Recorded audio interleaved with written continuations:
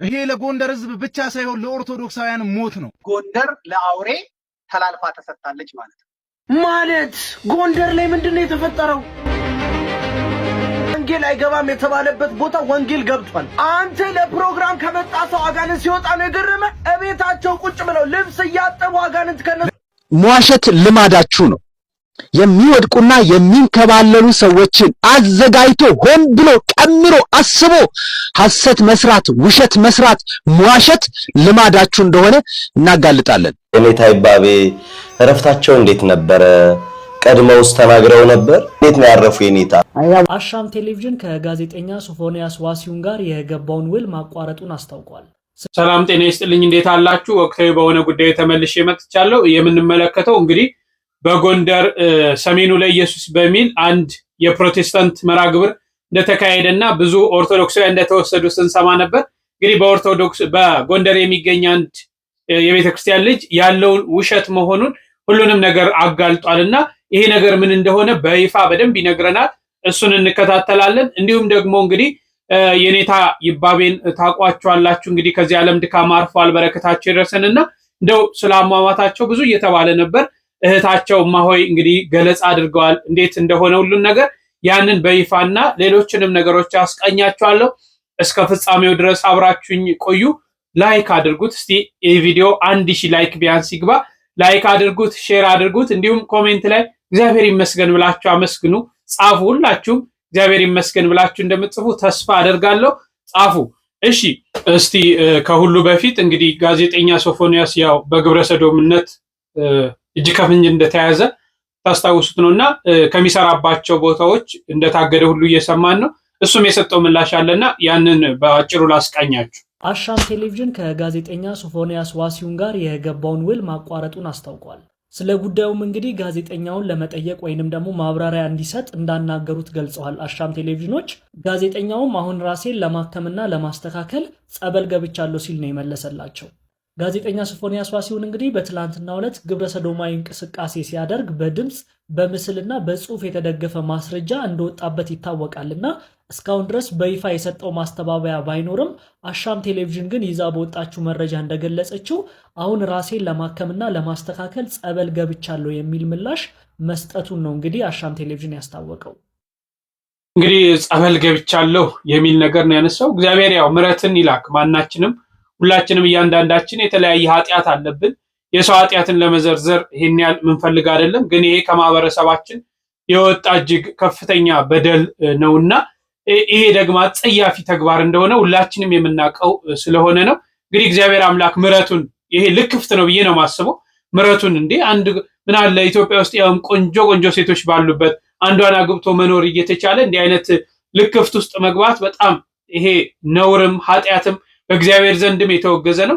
እግዚአብሔር ምሕረቱን ይላክለት፣ ወደ ልቦናው ይመልስ፣ ከዚህ ካለበት መድኃኔዓለም ያውጣው ከማለት ውጭ ምንም የምንለው ነገር የለም። ግን እንዲህ አይነት ነገሮች ላይ መንግስት በደንብ ትኩረት ሊሰጥ ያስፈልጋል። ምክንያቱም ቅድም እንዳልኳችሁ በርካታ ሁልጊዜም እንደምለው በርካታ ሰዎች ይሄንን ነገር ተግባራዊ ለማድረግ ገንዘብ ተከፍሏቸው ከተለያየ ዓለም ኢትዮጵያ ውስጥ ገብተው እንደሚንቀሳቀሱ የሚታወቅ ነውና ኢትዮጵያ ይሄንን ነገር ስለማትፈቅድ ባህሏም ሴቷም ስለማይፈቅድ ውስጥ ለውስጥ የሚሰራ ስራዎች ይኖራሉ ብዬ አስባለሁ በስፋት። እነዚህ ነገሮች ላይ የሚታዩ ነገሮች ላይ እርምጃ ከተወሰደ ያ ነገር ተዳፍኖ ይቀራል። አለበለዚያ ግን ውስጡን ተሰርቶ ማይሆኑ ነገሮች ውስጥ እንገባለን የሚል እምነት ስላለኝ መንግስት እንዲህ አይነት ነገሮች ላይ ትኩረት እንዲሰጥ፣ ልክ በቲክቶክ አዋርዱ ላይ ራቁታቸውን ለብሰው የመጡ የኢትዮጵያን ባህል የማይወክሉ አካላቶች በህግ ቁጥጥር ስር ውስጥ ውለው ምርመራ እየተደረገባቸው እንደሚገኝ ይታወቃል። እነዚህ አካላቶች እንዲህ አይነት ጥብቅ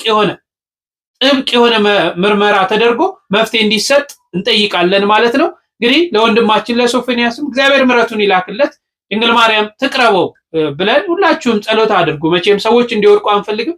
ከውድቀታቸው ግን ተነስተው ከኃጢአታቸው ተጸጽተው ወደ ንስሐ ህይወት እንዲመለሱ እግዚአብሔር አምላክ ይርዳው። እሺ፣ የኔታ ይባቤ ከመመልከታችን በፊት መጀመሪያ እስቲ ትንሽ ነገር ላስታውሳችሁ። በጎንደር የተካሄዱ ነገሮች ምን ነበሩ?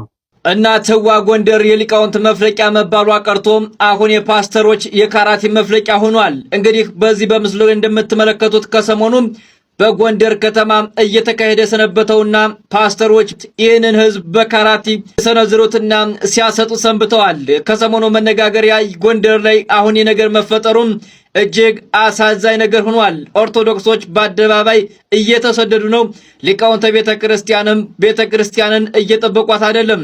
በተለይ በጎንደር እንደዚህ አይነት ነገር ተሰርቶ አይታወቅም። አሁን ግን ጎንደር የታላላቅ ፓስተሮች መውጫና የካራቲ መምቻ መደረጉም እጅጉን የሚያሳዝን ሆኗል። ታዲያ ኦርቶዶክሳውያን ለዚህ ችግር መነሻ ምክንያት የሆነው ምንድነው? የቤተ ክህነቱ የወንጌል አገልግሎት አለመስፋፋትና ኦርቶዶክስን በየአደባባዩ ሲረሸኑ ዝም ማለት፣ በየጊዜውና በየሰዓቱ የወንጌል አገልግሎት እጥረት መኖር፣ ብሎም ታላላቅ አባቶች ጳጳሳት የተመደቡት ትኩረት አለመስጠትና ለምዕመናት በትክክል ስራ ለመስራት ዋነኛው ምክንያት ነው።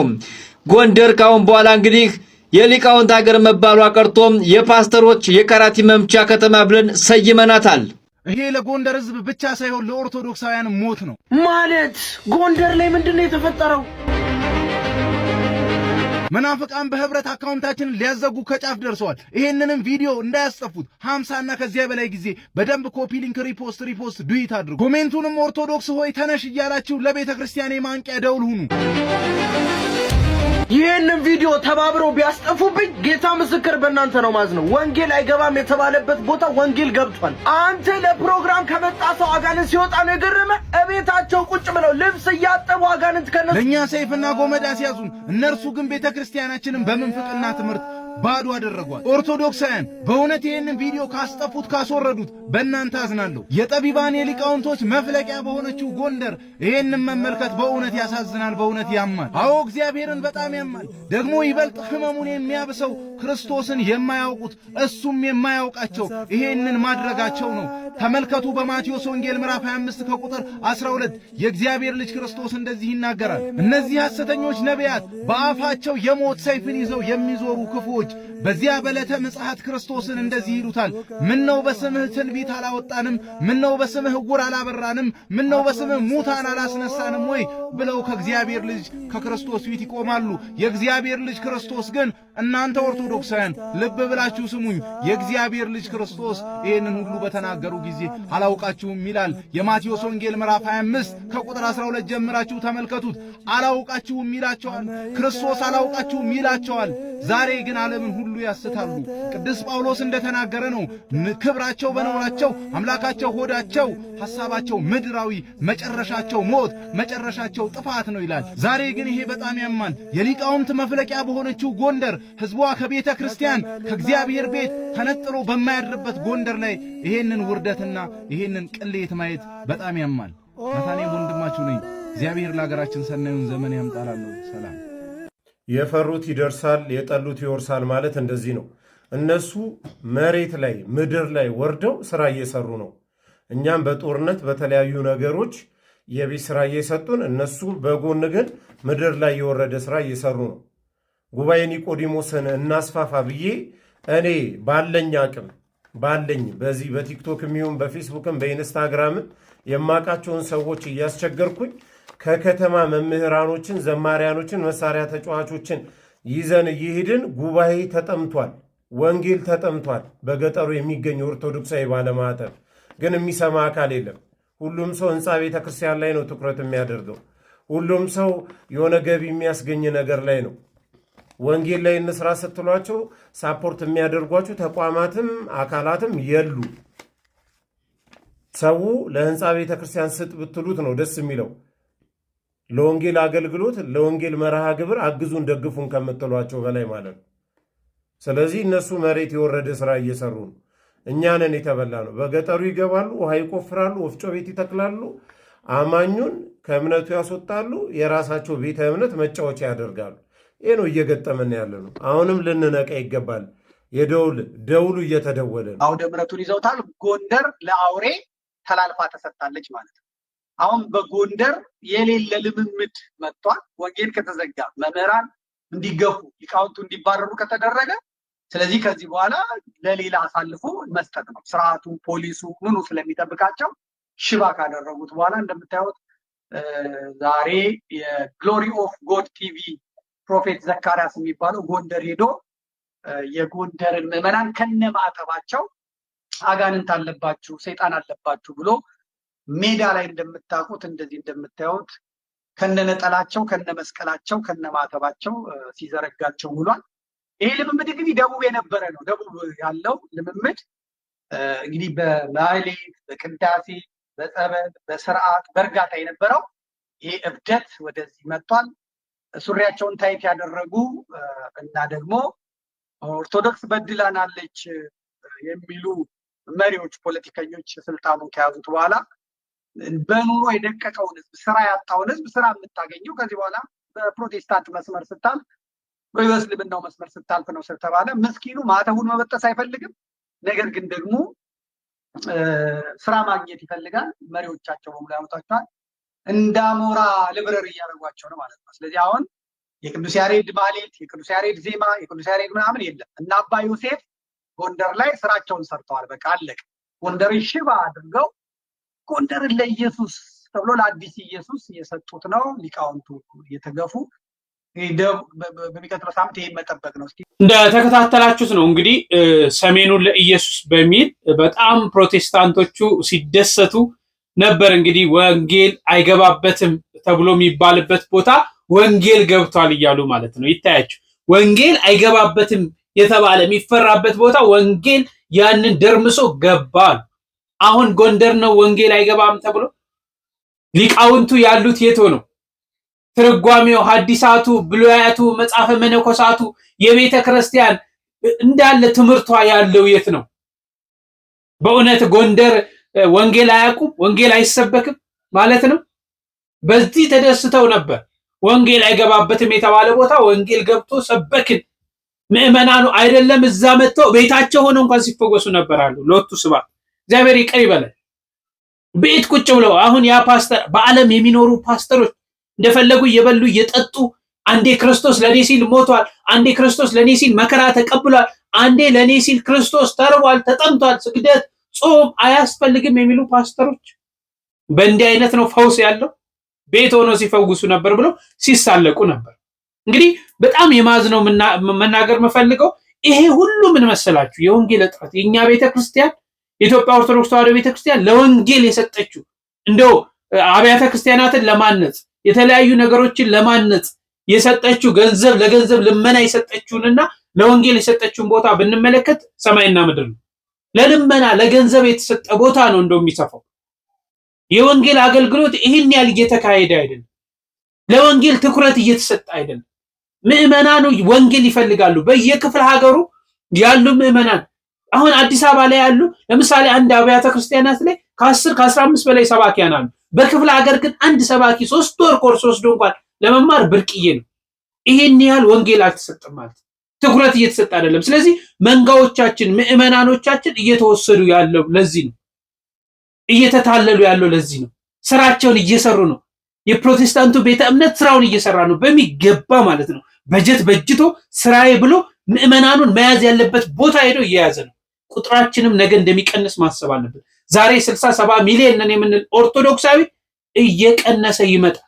ስራ እየሰራን ካልሆነ ማለት ስራ መስራት ያስፈልጋል። ምዕመናኑን ወንጌል ማስተማር ያስፈልጋል። ምዕመናኑ ልጆቻቸውን ወደ ሰንበት ትምህርት ቤት እንዲያስገቡ በወንጌል አገልግሎት በቃለ እግዚአብሔር እንዲበስሉ ማድረግ ያስፈልጋል። ስለዚህ እየተወሰድን እንገኛለን ማለት ነው። ስለዚህ ዛሬ ጎንደር ላይ እነዚህ ሰዎች ገብተው ይል ባያደርጉ ምንም አይደንቀኝም። ተፈርቶ የተኖረበት ነው። የክርስቲያን ደሴት ተብላ ይቺ ጎንደር ማለት ነው። ዛሬ ፕሮቴስታንቱ እዛ ጋር ሄደው የፈለጉትን የራሳቸውን ፕሮፓጋንዳ ቀርጸው ሰውን ተሸክመው ይዘው ሄደው ያንን ቢያደርጉም አይደንቀኝም። ለምን? እኛ ስራ እየሰራን ስላልሆነ ስለተኛን ማለት ነው። ክፍተቱን ተጠቅመው እኮ ነው እየገቡ ያሉት። ኳስ ጨዋታ አይታችኋል አይደል? አጥቂዎቹ በደንብ ተጫውተው ክፍተት ተጠቅመው አይደል ጎል የሚያገቡት። እነዚህም ሰዎች ክፍተት እየተጠቀሙ ነው። እኛ እየተከላከልን አይደለም የሚለውን በደንብ ልንገነዘብ ያስፈልጋል። ግን ይሄ ሁሉ ሆኖ ምንድነው በጎንደር እየተካሄደው? ምንድነው ወንድማችንስ ያጋለጠው ነገር? መዋሸት ልማዳችሁ ነው። የሚወድቁና የሚንከባለሉ ሰዎችን አዘጋጅቶ ሆን ብሎ ቀምሮ አስቦ ሐሰት መስራት፣ ውሸት መስራት፣ መዋሸት ልማዳችሁ እንደሆነ እናጋልጣለን። አንድ መረጃ ደረሰኝን መረጃ ልንገራችሁ። ጎንደር ከህዳር 26 እስከ 28 ግሎሪ ኦፍ ጋድ ቲቪ የሚለው የማሰራጫ የሐሰተኛው መረጃ ጣቢያ አንድ ነገር አዘጋጅቶ ነበር። ይሄም ጉባኤ የሐሰተኛው ጉባኤ የውሸተኛው ጉባኤ ኢየሱስ ያልሆነ ጉባኤ ክርስቶስ ኢየሱስ ያ ሐዋርያትና ነቢያት የሰበኩት ስብከት ያልሆነ ጉባኤ ነቢያት የጠበቁት የሰበኩት ሐዋርያት የመሰከሩት ጉባኤ ያልሆነ የሐሰተኛው ጉባኤ ተመልክተናል። በየቦታውም እየተመለከትን ነው። ይህ የሐሰተኛው ጉባኤ ምንድነው የተደረገው? ፕሮፌት ዘካርያስ የሚባል ሴራ አዘጋጁና ጎንደር ላይ አውቀው ሆን ብለው ቀምረው አስበው ክርስቲያን የተባለች የክርስቲያን የኦርቶዶክስ ደሴት የሆነች ከተማ ላይ ጉባኤ ያዘጋጀናሉና ከ20 ያላነሱ ሰዎችን መለመሉ። ልብ በሉ፣ ከ20 ያላነሱ ሰዎችን መለመሉ። ምን የሚሆኑ የሚወድቁ የሚንከባለሉ ዋይ የሚሉ የሚጮሁ የሞንታርቦ ድርም ሲያሰሙ መቼ ምን ሰዓት እንዴት እንደሚወድቁ ሆን ብለው ቀምረው አዘጋጁ። በኦርቶዶክስ እምነት ያመነው ስጋውን የሚበላው ደሙን የሚጠጣው ክርስቶስን የሰበከውን እኔ በቃኝ ብሎ በዓለም ላይ ይሄ የዓለሙን ሐሰት የናቀውን በናቀው ፊት ለፊት ጉባኤ አዘጋጁ። ተመልከቱ፣ ከ20 ያላነሱ ሰዎችን አዘጋጅተው እንዴት በምን ሰዓት እንደሚወድቁ ምን ስል ትንከባለላላችሁ በማለት የተዘጋጁ ሰዎች ናቸው። እነኚህ ሰዎች ያያችኋቸው ሰዎች የምታያቸው ሰዎች የተዘጋጁ ሰዎች ናቸው። የተዘጋጁ ሰዎች መንከባለል ጀመሩ። እነኚህ ሰዎች እንግዲህ ያያችኋቸው ሰዎች ናቸው። እንግዲህ ምን ስል ትንከባለላላችሁ ተብሎ ሆን ብለው አውቀው ራሳቸው ሰዓት ጠብቀው 1 2 3 4 እያሉ መንከባለል ጀመሩ ማለት ነው። ከዛም የጎንደር ሕዝብ ክርስቲያን ጌታን ተቀበለ። የትኛው ጌታ? ሐሰተኛውን ጌታ ጎንደር አሰብክም አይደለም። ጎንደር ኢትዮጵያ ሐሰተኛውን ጌታ በቅዱስ ቤተክርስቲያን አይሰበክም።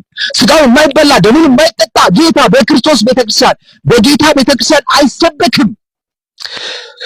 ጥምቀት እነሆ ዮሐንስ ወንጌል ምዕራፍ 3 ቁጥር 5 ላይ ከውሃና ከመንፈስ ያልተወለደ የእግዚአብሔር መንግስት ላይ አይችልም በቃ ተባለ። ህግ ነው።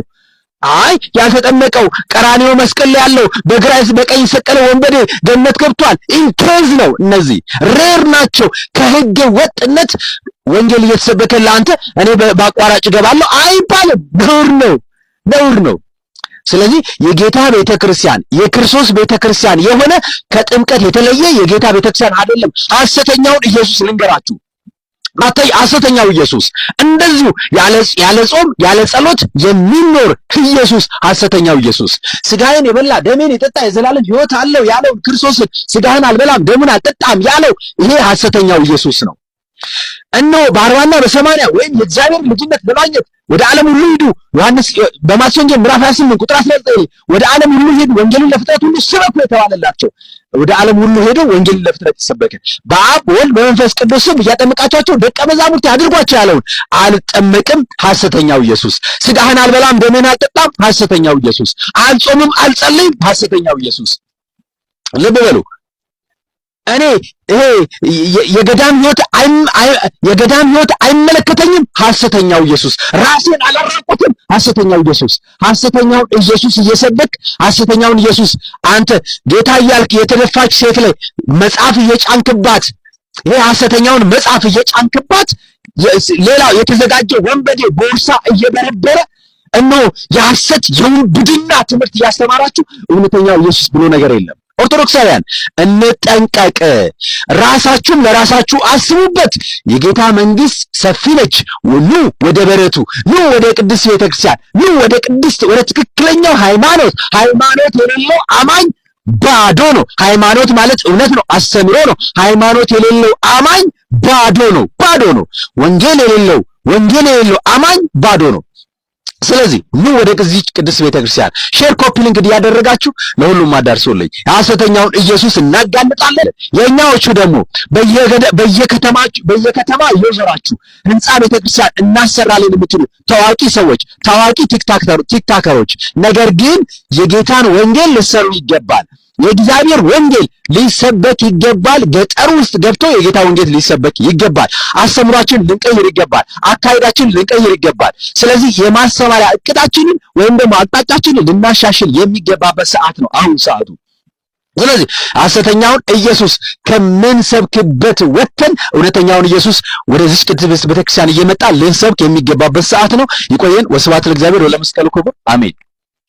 አዎ በስፋት ተናግሮታል። ይሄ የታወቀ ነው። እንዲህ አይነት ነገሮችን የራሳቸውን ሰዎች እያደራጁ ሰዎች ተደራጅተው ነው፣ በዛ በኩል ገንዘብ እየተሰጣቸው ሆነ ብሎ ሰዎች ተደራጅተው ነው እንጂ ኦርቶዶክሳዊ የሆነ ሰው አይደለም። እዛ ምንም የማያውቀው ነው የሌለው እና ብለው እንግዲህ አታለው አንዳንዶቹን ደግሞ በክፍያ የተለያዩ ነገሮች ተደርጎ እንደሆነ ገልጾታል በስፋት ማለት ነው። ይሄ የታወቀ ስለሆነ ይሄም ቢሆን ግን እኛ ኦርቶዶክሳውያን ጋር ያለውን ድክመት በምን እንሸፍን ብለን በተለይ የሚመለከታቸው በጠቅላይ ቤተ ክህነት የሚገኘው ቅዱስ ሲኖዶስ ከሁሉ በላይ ምዕመናንን ማዳን ምዕመናንን ማትረፍ ያስፈልጋል። ድህነት ምን እንደሆነ ሊያውቅ ያስፈልጋል ይሄ ህዝብ።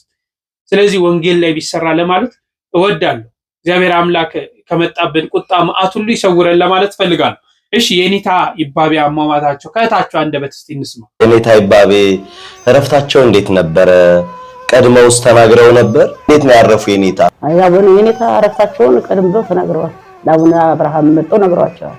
ለጉባኤ ቤቱም ሰው ይስጡት፣ እኔም ትንሽ ማረፍ ፈልጋለሁና ለማህበሩም አንደበት ለስለስ ያለ ለዶና የሆነ ሰው ይስጡት፣ እኔ አሁን ትንሽ ማረፍ ፈልጋለሁ ብለው ለአቡነ አብርሃም አስተላልፈዋል። እኛም ቢሆን የቀብር ቦታቸውን አሳይተዋል። ልብሳቸውን ምናቸውን ከዋሻ አስገብተዋል። ግን ህመሙ የተነሳባቸው ስኳርና ግፊት ነበረባቸው። ዓርብ ዕለት ነው በጣም ታመሙ ያልነው። የጎን የተቃጠሉ ሲሉ የነበረ ቅዳሜ ዕለት ጉሮሮዬን ያዘኛል። ወደ ባጂ ጤና ጣቢያ እንደስላቸው ሰኞ ባህር ዳር ሄዳለሁ አሉ። ቅዳሜን አደሩ። እሑድ ከጠዋቱ 11 ሰዓት እስከ 7 ሰዓት ተኩል እመቤታችን ፈለገ ብርሃን ነው የነበሩ ማለት ነው። ካህናቱና ህዝቡ ጋር አስባረኩ። ድንጋይ ያስፈጡን ነበር። ከ7 ሰዓት እስከ 9 ሰዓት ነበር። አዎ ክብረ በዓል ትከበራለች ነዳ ማርያም ዳር ጽዮን ናት። የኛ ጥር ነው ግን ያው ክብረ በዓል ማለት ነው። ከ7 ሰዓት ተኩል እስከ 9 ሰዓት እኔ ጋር ነበርና እና ቢጫ አበባ ናት ነው ያሉኝ። ባይባክስም ትባለው አስላቸው አያንቺ እንግሊዘኛ ሲሉ ረተውት እንግሊዘኛውን አልኩ። ከዛ ወደ ዳሮች ሰንበር አንድ የሆነ ቄስ መጥቶ ነበረ። ከሌ መጥቶ አይንት አልኳቸው። ግባቤውና ቀጠር ይስደደው አሉ። ብለው ሲሉ ሄድሁኝና ወጣውና እና ይሉሃል ቄሴ ብያስገባው። እሺ እናንተ እስከምትነጋገሩ ብዬ ቤቴ ነው። ሄድ ልጅቷ እረዳቸዋለች። ማወይና ያለች ሄድኩኝ። እንደው ለማርኮ ተቀይሯል አለችኝ። ግን በቃ ወደ ላይ ነገር ነው እና በቃ በጣም ሳቅጣሉት ናቸው ዋግስብኛሉ። ለገጣይም ማን አስታገሻት ወጥ እሺ በፊት ያስላቸው የቱቻውን ታወያያቸው ይሆን ብዬስል ወደ ዳር ነው ተጨቆየው። ወጥቼ ስቆይ ተቀምጬ እያለ እናስታጋሻው እናስወጋቸው ስላት አሁንስ ትንሽ ቀዝቀዝ ብሎላቸዋል ይሄ ሽርጋታው ነው እንጂ አለች። ከዚያ እሷ ወደዚህ ወደ ግርግድም ነው ያሉኝ። ብርሃኑ ይለፍበት አሳልፊያቸው እንጂ ወደ ግርግድም ሆኛሉ አለች። ሚታይ ብርሃን ኖሮ አይታይሽም ብርሃኑ ወደ ግርግድም ሆኝ ብርሃን አሳልፊያቸው እነሱን አሳልፊያቸው አለኝ። መብራቱ ስመራት አልፈልገውም አጥፊልኝ መብራቱ ያይበቃኛል አሉ። ከዛ ወደ ምዕራብ የነበሩት ገልበጥ ወደ ቀኝ ሆነና እንዴት ተቀንዳሉ። ሌላ ምንም ነገር የለም። ያሁን ያደራ ቃላቸውን የተናገሩት ያን በታሪካቸው ላይ ሲነበብ ሰምተናል። ቀድሞውን የተናገሩ ያል ከምን ያህል ጊዜ በፊት ከመታሰራቸው በፊት ነው የተናገረው። ሁለተኛውን ስራት አልጠብቅም፣ አንደኛው ግን ይደርሰኛል አላልፈውም፣ የሁለተኛውን ስራት ግን አልፈልገውም። ይዛለትም 11 ሰዓት ሊሆን አካባቢ ምን ፈጣሪ በቃኝ ስቃዩም እንግልቱ ሁሉንም አሳልፌዋለሁ። እንግዲህ ማምን ነው ቢበቃኝ ይብቃኝ የተቀመጨ ብር እስር ቤት እዚህ ቤት ሁሉ ሰሞኑን እሑዱን ጥር 21 እንትን ዳር 21 ቤተክርስቲያን ላይ ያስተምረዋል አገልግሎት። አው ካህናቱንም ነግረውታል። ምንድነው ልጅቷ ያረጋ ራሱ እንደዚህ ከሚሆን እኮ መምህር ጻድቁና ለበለው ስትል ነገ እኮ የሚመጣበት ከባድ ፈተና አለበት መጥቶም ይሰነበታል። የዛን ጊዜ ነግረዋለሁ ማለት ነው። ሁለቱም ለሰኞ ሰኞ ዕለት ሁለት ሙሽራ አለ። አንዱን አውቀውም አንዱን ግን አውቀዋለሁ ብለው ተናገሩ። ታዲያ ግን እውነት እንዲህ አይነት አባቶች ሲለዩን ማዘን የለብንም? ስለራሳችን ሁሉ ነገር የገባቸው ሁሉ ነገር ያወቁ ሁሉ ነገር የተገለጠላቸው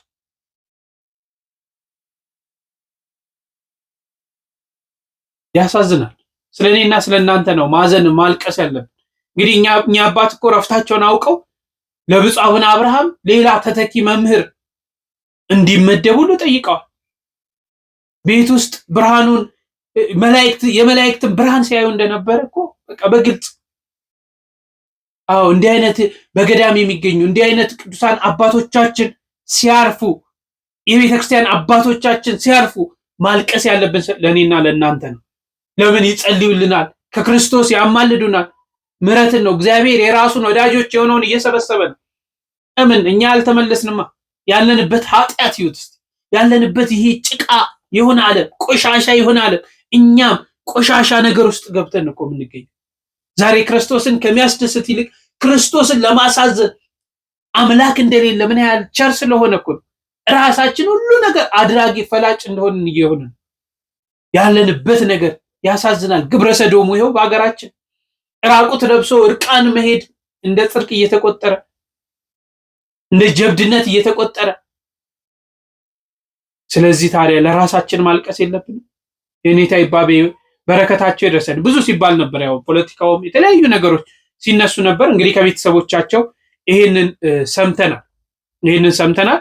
እግዚአብሔር አምላክ እንግዲህ ምሕረት ያምጣልን ይቅር ይበለን ከማለት ውጪ ምንም ማለት አንችልም። እንግዲህ እንዳልኳችሁ አሁን ለምሳሌ በዙቃ ላይ የሚገኙ አባቶች ሲገደሉ ማልቀስ ያለብን ስለራሳችን ነው። ለእኛ ስለሚጸልዩ፣ ለሀገር ስለሚለምዱ፣ ለሀገር ስለሚማልዱ፣ እግዚአብሔር ስለነሱ ሲል ምሕረትን ስለሚልክ ማለት ነው። አባቶች ሲያልቁስ እኔና እናንተ በዓለም ውስጥ እንደፈለግን እየሆንን እኮ ነው። እንደ ወደ ክርስቶስ እየቀረብን ነው። ታዲያ ይህን እያየን ግን ንስሐ መግባት የለብንም? ምን እንጠብቃለን? ስጋ ወደሙ መቀበል የለብንም? ምን እንጠብቃለን? ምንስ ነው የምንጠብቀው?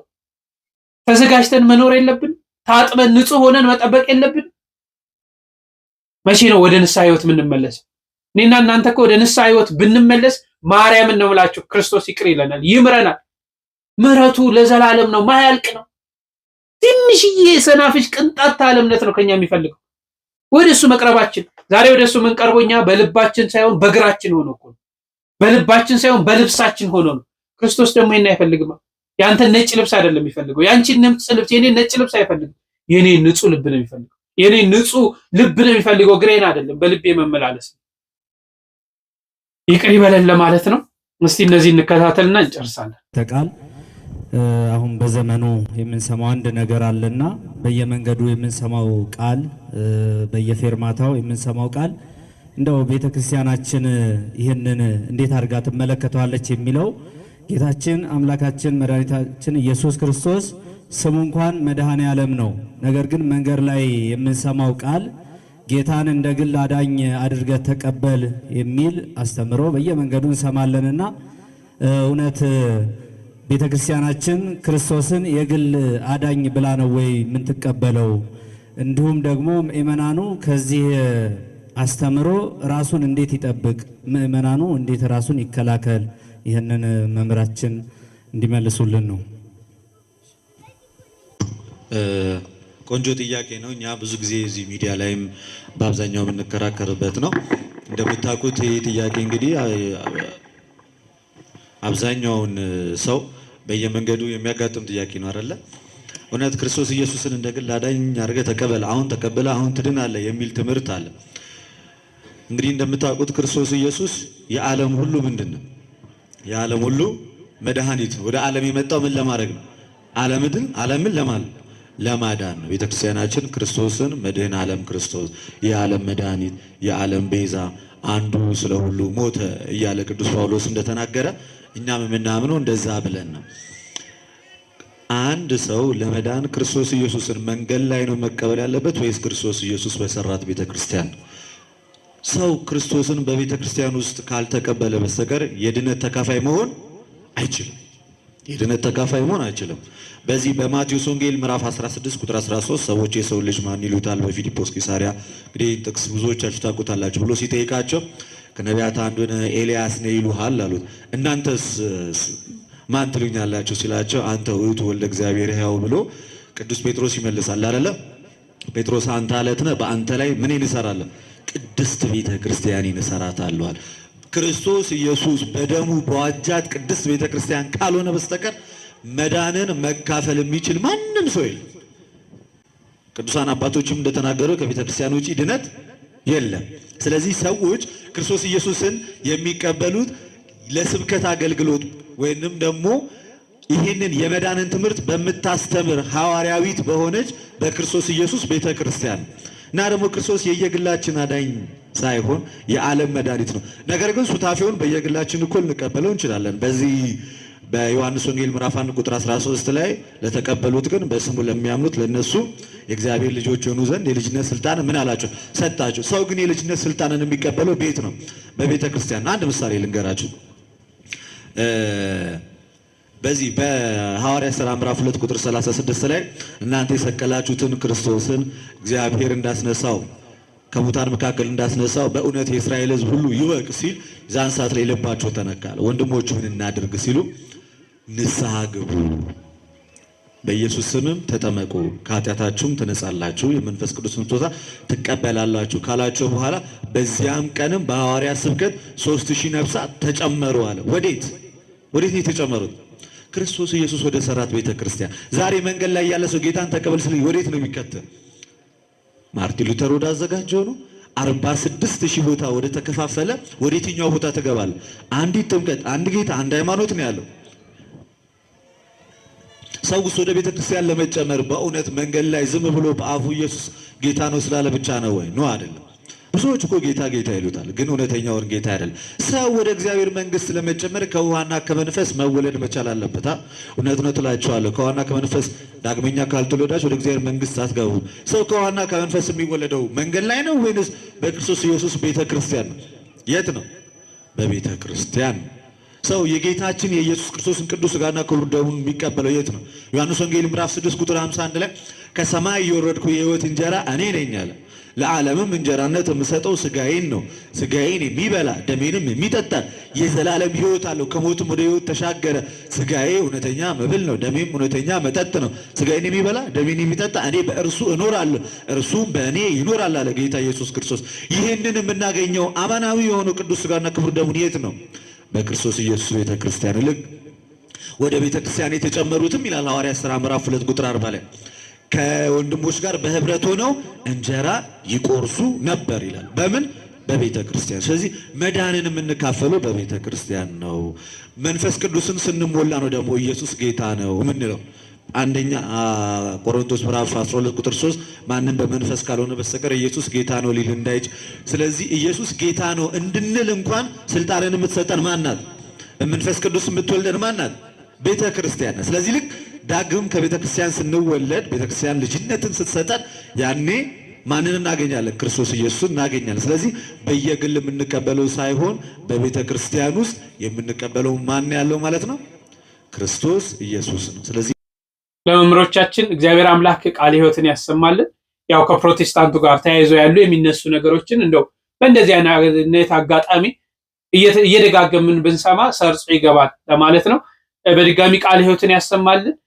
እግዚአብሔር አምላክ ምሕረት ቸርነትን ያምጣልን። በሌላ ዝግጅት እስክንገናኝ ላይክ እና ሼር እግዚአብሔር ይመስገን ብላችሁ መጻፋችሁንም እንዳዘነጉ እጅግ አከብራችኋለሁ።